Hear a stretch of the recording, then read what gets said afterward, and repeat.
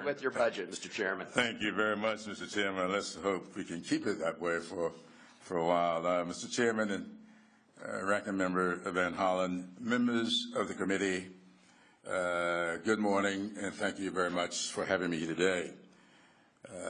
I want to thank the chairlady of the Congressional Black Caucus, Ms. Marsha Fudge, who's here, and other members of the Congressional Black Caucus who have adopted this formula as an appropriate way to tackle this issue of persistent poverty. I know that all of us know that it is no secret that there are major disagreements among the members of this committee and our respective parties over the role that the federal government should play in fighting poverty and confronting many other national challenges. These disagreements, put simply, come down to a question of federal resources.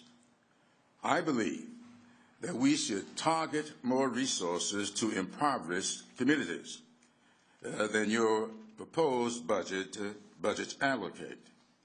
And I believe we can do so efficiently and effectively. I was privileged to have the opportunity to work through some of these disagreements with you, Mr. Chairman, last year as a member of the Budget Conference Committee, and the results, while not 100% of what either of us wanted, was a reasonable compromise on federal spending through the end of the next fiscal year. I was proud to support that agreement. Now that we have determined how much the federal government will spend, we must determine how to spend it most effectively. It is on this latter question, how to allocate finite federal resources to get the most bang for the buck, that I believe we need to work a little harder and more creatively to find common ground to make real strides in combating persistent poverty in America. Now, Mr. Chairman, there are currently 488 persistent poverty counties in America, so defined because 20% of the population has lived below the poverty line for the last 30 years or more. They are diverse, including Appalachian counties in states like Kentucky and West Virginia, Native American communities in states like Alaska and South Dakota, Latino communities in states like Arizona and Texas, American communities in states like South Carolina, Mississippi, and Alabama. There are urban communities in the Northeast and rural communities in America's heartland. 139 of these counties are represented in this august body by Democrats. 331 of these counties are represented by Republicans, and 18 are split between the two parties. Combating persistent poverty should matter to all of us, regardless of party, geography, or race and ethnicity. In early 2009, when we were putting together the Recovery Act, I proposed language to require at least 10% of funds in rural development account to be directed to projects in these persistent poverty counties. This requirement was enacted into law. In light of the definition of persistent poverty counties having at least 20% poverty rates over 30 years, this provision became known as the 10-20-30 initiative. This provision bore dividends as economic development projects proliferated in persistent poverty counties across the country. The Recovery Act funded a total of 4,655 projects in persistent poverty counties, totaling at $1.7 billion. I saw firsthand the positive effects of these efforts in my congressional district. Projects were undertaken, otherwise gone lacking, and jobs were created that would have otherwise gone wanting. Among these investments was a $5.8 million grant and $2 million loan to construct 51 miles of water lines in the Britten's Neck community in Marion County, which I represented at the time, but today is represented by our colleague who sits on this committee, Mr. Rice. In Lowndes County, Mississippi, $17.5 million was spent to install a water line, elevated tank, and 2 wastewater pump stations, providing potable water to Mississippians and creating badly needed construction jobs.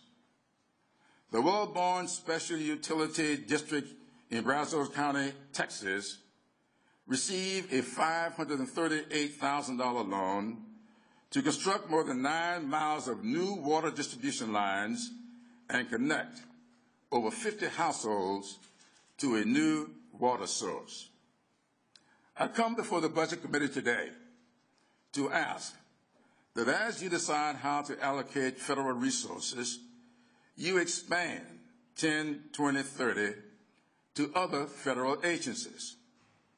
In 2011, I joined with our former Republican colleague, then Representative Joanne Emerson of Missouri, to introduce an amendment to the continuing resolution that would have continued 10, 20, 30 for rural development and expanded it to 11 additional accounts throughout the federal budget, affecting economic development, education, job training, justice, the environment, and more. I hope to work with members of this committee to include similar language in future budget resolutions and other legislation. And I want to be clear about 2 things. Number 1, 10, 20, 30 is not a license to be applied to an inadequate budget. And number 2, it does not, and I want to repeat this, Mr. Chairman, 10, 20, 30 does not add 1 dime to the deficit. It simply targets funds already authorized or appropriated to needy communities. Over the past 30 years, the national economy has risen and fallen multiple times.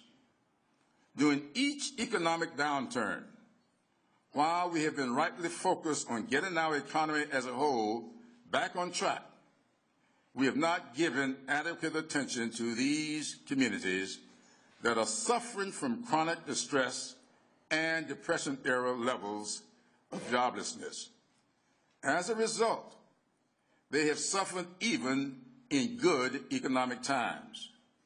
The 10, 20, 30 approach would provide a mechanism to address this deprivation in times of want and times of plenty, in times of federal investments, and in times of fiscal austerity. I published an article on 10, 20, 30 in the most recent issue of the Harvard Journal on Legislation.